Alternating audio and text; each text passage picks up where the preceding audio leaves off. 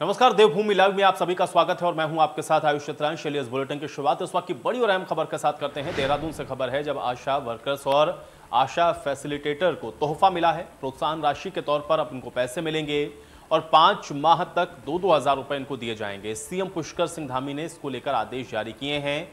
CM Dhami के आश्वासन पर आशाओं ने अपनी हड़ताल को भी समाप्त कर दिया है। तो आशा वर्कर्स आपको बता दें लगातार अपनी मांग को लेकर के हड़ताल कर रही थी, लेकिन अब सीएम धामी ने जो आश्वासन दिया उसके बाद ये हड़ताल समाप्त की गई है। हर महीने इसमें 2-2 हजार रुपए देने का प्रावधान राज्य सरकार की तरफ से किया जा रहा है। आशा वर्कर्स और आशा फैसिलिटेटर को ये तोहफा सीएम धामी की तरफ से दिया गया है। प्रोत्साहन राशि के तौर पर अब इनको 2-2 हजार रुपए दिए जाएंगे और आशा वर्कर्स को एक बड़ा तोहफा है जो कि राज्य सरकार की तरफ से दिया जा रहा है। 5 महीने तक 2-2 हजार रुपए मिलेंगे इन आशा वर्कर्स को और इस आश्वासन के बाद आशा वर्कर्स ने अपनी हड़ताल को भी समाप्त कर लिया है। बड़ी और अहम खबर आप तक पहुंचा रहे हैं। सीएम पुष्कर सिंह धामी की तरफ से इसको लेकर के आदेश जारी किए गए हैं। 5 महीने तक 2-2 हजार रुपए आशा वर्कर्स और फैसिलिटेटर को मिलेंगे प्रोत्साहन राशि के तौर पर। और यह आश्वासन सीएम की तरफ से जब दिया गया उसके बाद आशा वर्कर्स ने अपनी हड़ताल को भी समाप्त किया है। अपनी कई मांगों को लेकर के आशा वर्कर्स लगातार हड़ताल कर रहे थे और अब मुख्यमंत्री ने इस पर संज्ञान लेते हुए आशा वर्कर्स को 5 महीने तक 2-2 हजार रुपए दिए जाने का प्रावधान किया है। और इस आश्वासन के बाद आशा वर्कर्स ने अपनी हड़ताल को भी समाप्त कर दिया है। आशा वर्कर्स की हड़ताल खत्म हो गई है। बड़ी जानकारी, बड़ी खबर। प्रोत्साहन राशि के तौर पर अब 2-2 हजार रुपए 5 महीने तक आशा वर्कर्स और फैसिलिटेटर को दिए जाएंगे।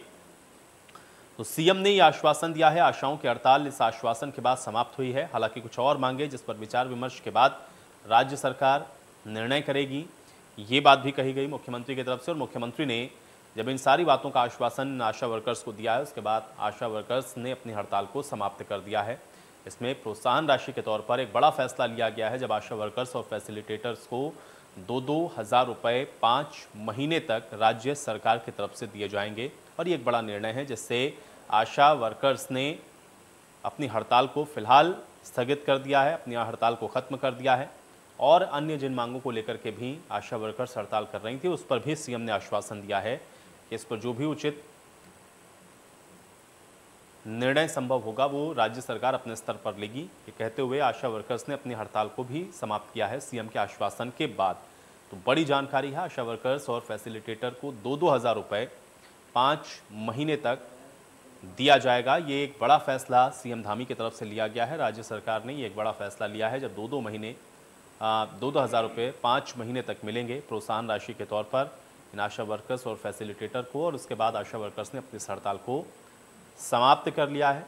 हालांकि काफ़ी लंबे समय से आशा वर्कर्स अपनी मांगों को लेकर के हड़ताल पर थीं। इसमें कई ऐसी मांगें थीं जो काफ़ी लंबे समय से लंबित चल रही थीं और समय समय पर आशा वर्कर्स इन मांगों को लेकर के अपनी नाराज़गी को भी जाहिर करती रहीं। हड़ताल भी अब लगातार आशा वर्कर्स की तरफ से की जा रही थी और ऐसे में अब मुख्यमंत्री ने इस पर संज्ञान लेते हुए एक बड़ा निर्णय लिया है जिसमें 5 महीने तक 2-2 हजार रुपये देने का फैसला किया गया है। वहीं सीएम धामी ने राज्य आंदोलनकारियों को श्रद्धांजलि दी है और खटीमा गोलीकांड की 26वीं बरसी पर स्मारक पहुंचे थे। चंपावत में योजनाओं का लोकार्पण भी मुख्यमंत्री के द्वारा किया गया और फिर राज्य आंदोलनकारियों को श्रद्धांजलि भी दी गई है। बड़ी जानकारी है। सीएम धामी ने राज्य आंदोलनकारियों को श्रद्धांजलि दी है। खटीमा गोलीकांड की 26वीं बरसी पर स्मारक पहुंचे सीएम धामी और चंपावत के अंदर कई योजनाओं का लोकार्पण भी इस दौरान किया गया है। तो 26वीं बरसी पर स्मारक पहुंचने पर मुख्यमंत्री की तरफ से राज्य आंदोलनकारियों को श्रद्धांजलि दी गई।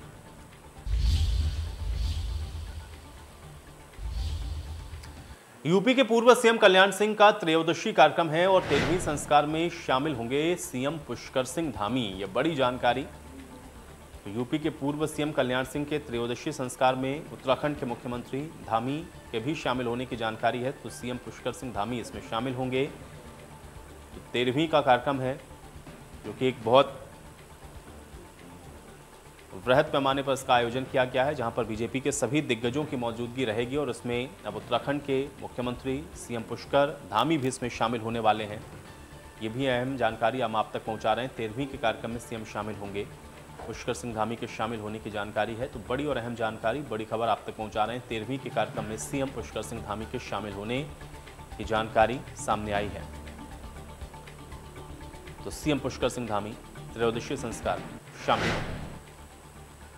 खबर देहरादून से है। कांग्रेस ने सरकार के ऊपर जमकर निशाना साधा है, जिसमें गौरव वल्लभ ने प्रेस कॉन्फ्रेंस करके हमला बोला है। केंद्र की मोदी सरकार राष्ट्रीय संपत्ति को लूट रही है, ये बात गौरव वल्लभ की तरफ से कही गई। पूरी देश की संपत्ति 2-3 लोगों के हाथों में सिर्फ बेची जा रही है। पीएसयू में आरक्षण खत्म करने की साजिश हो रही है, ये बात भी गौरव वल्लभ की तरफ से कही गई है। तो केंद्र की मोदी सरकार राष्ट्रीय संपत्ति को लूट रही है, गौरव वल्लभ की तरफ से एक प्रेस कॉन्फ्रेंस करते हुए ये गंभीर आरोप केंद्र सरकार के ऊपर लगाए गए हैं। पीएसयूज में आरक्षण को खत्म करने की साजिश भी हो रही है, ये आरोप भी प्रेस कॉन्फ्रेंस करते हुए गौरव वल्लभ की तरफ से लगाया गया है। और देश की पूरी संपत्तियों को सिर्फ 2 से 3 पूंजीपतियों के हाथ में बेचा जा रहा है, ये बात भी गौरव वल्लभ ने कही है। तो एक प्रेस कॉन्फ्रेंस की गई उत्तराखंड में कांग्रेस की तरफ से, गौरव वल्लभ की तरफ से प्रेस कॉन्फ्रेंस करते हुए ये गंभीर आरोप लगाए गए और केंद्र सरकार के ऊपर जमकर निशाना साधा गया है कि राष्ट्रीय संपत्ति को केंद्र की सरकार बेचने में लगी है। इसमें पीएसयूज में जो आरक्षण है उसको भी खत्म किया जा रहा है और पूरे देश की जो संपत्ति है वो सिर्फ 2 से 3 लोगों के हाथों में बेची जा रही है। ये बड़ा हमला बोला गया है गौरव वल्लभ की तरफ से केंद्र की मोदी सरकार के ऊपर। तो देहरादून में यह प्रेस कॉन्फ्रेंस करते हुए गंभीर आरोप लगाए गए। हमारे जो भी मिले उसे बेच दो, ये पॉलिसी है। मैं सरकार से आज 3 गंभीर सवाल करना चाहता हूं और पार्टी के पटेल से इन 3 सवाल हमने 4 दिन पहले भी किए पर कोई उत्तर नहीं आया। मैं ये पूछना चाहता हूं कि सामरिक महत्व के सरकारी संपत्तियों को आप निजी क्षेत्रों के हवाले क्यों करना चाहते हैं? उससे देश को क्या मिलेगा? ट्रांसमिशन लाइन को आप निजी क्षेत्र के हवाले क्यों करना चाहते हो? उससे सिर्फ मोनोपोली का, एकाधिकार का निर्माण होगा। डियोपोली मतलब 2 लोगों का नियंत्रण हो जाएगा पावर सेक्टर पर, रोड सेक्टर पर, एयरपोर्ट्स पर, पोर्ट्स पर, भंडारण पर। आप 2 लोगों का आधिपत्य क्यों जमाना चाहते हो? हमने सवाल पूछा है सरकार से कि माननीय प्रधानमंत्री जी हर 15 अगस्त को 100 लाख करोड़ की इंफ्रास्ट्रक्चर की बात करके चले जाते हैं। माननीय प्रधानमंत्री जी ने 2019 15 अगस्त, 2020 15 अगस्त, 2021 15 अगस्त को 100 लाख करोड़ की बात कही। उसमें कितना निवेश हुआ इंफ्रास्ट्रक्चर पर? 1 फुटी कौड़ी का भी निवेश।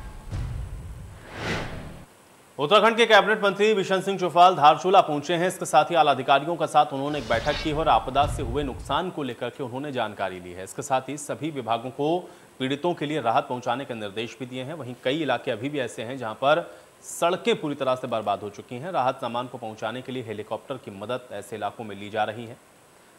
तो बिशन सिंह चुफाल जो कि पिथौरागढ़ पहुंचे, आपदा से हुए नुकसान की जानकारी उनके द्वारा ली गई है।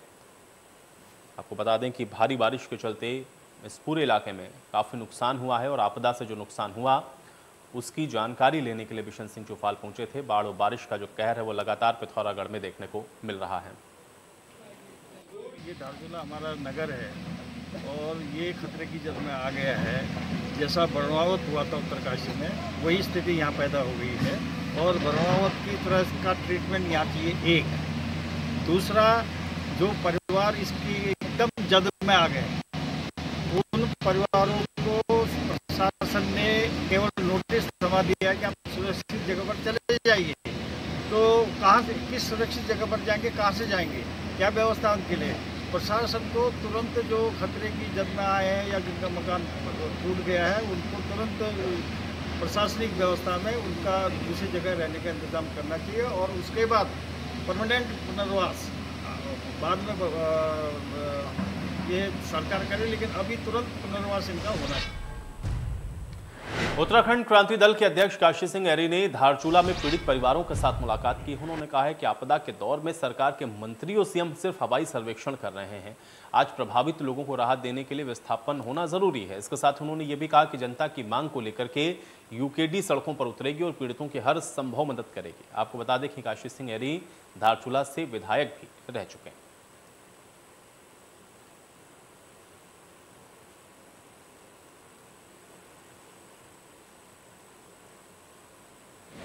कल दौरान हमारा पार्टी का पुण्यतिथि था, वहाँ जा रहा था सुबह और धनिया में जाके मुझे खबर लगी कि यहाँ इतना बड़ा हादसा हो गया, तो मैं फौरन लौट के यहाँ आया हूँ। और यहाँ ये उसके पहले मैं जोशी गांव गया हूँ, वहाँ भी हादसा हुआ था। एक महिला का शव अभी भी नहीं मिला है।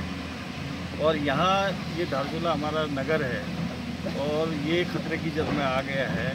जैसा बर्नावत हुआ था उत्तरकाशी में, वही स्थिति यहाँ पैदा हो गई है और बर्नावत की तरह का ट्रीटमेंट यहाँ चाहिए। एक दूसरा, जो परिवार इसकी एकदम जद में आ गए, उन परिवारों को प्रशासन ने केवल नोटिस थमा दिया कि आप सुरक्षित जगह पर चले जाइए।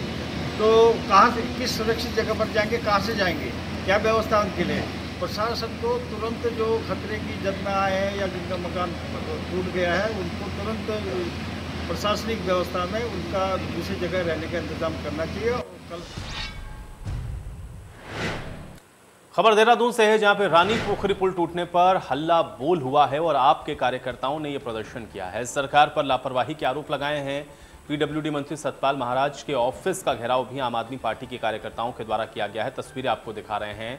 रानी पोखरी पुल के टूटने को लेकर के सतपाल महाराज यानी कि जो कि पीडब्ल्यूडी मंत्री हैं, उनके ऑफिस का घेराव किया गया है और आम आदमी पार्टी के कार्यकर्ताओं ने जमकर हंगामा किया है। पुलिस ने हालांकि कार्यकर्ताओं को यहां पर रोका है, लेकिन आम आदमी पार्टी ने रानी पोखरी पुल को लेकर के जमकर हंगामा किया है। लापरवाही का आरोप आम आदमी पार्टी के कार्यकर्ताओं ने लगाते हुए जमकर यह हंगामा किया, सड़कों पर उतरे और विरोध जताया गया। पीडब्ल्यूडी मंत्री सतपाल महाराज के ऑफिस का घेराव भी किया गया है। घेराव के वक्त की कुछ तस्वीरें भी हम आपको दिखा रहे हैं, आप देखें। हालांकि पुलिस ने